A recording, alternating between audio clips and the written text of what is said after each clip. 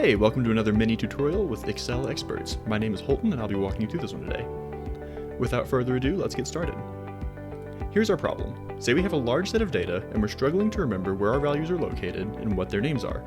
It's not hard to imagine B12 and B13 are easy to get mixed up. Today we're learning the create from selection method.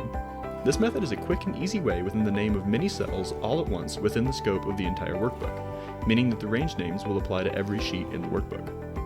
This will save us a lot of headache and time in the future as we're working with our data. In order to do this, we simply select the range of cells we want to name, navigate to the Formulas tab in the ribbon, then select the Define Names group where we will find the Create from Selection tool. Click on this and you'll see a pop-up dialog box appear that's asking us where we want the name of our selected cells to come from. In our case, our range and name is in the left column, and our cells that we are naming are in the right column. So we check only the left column box and then click OK. That's it.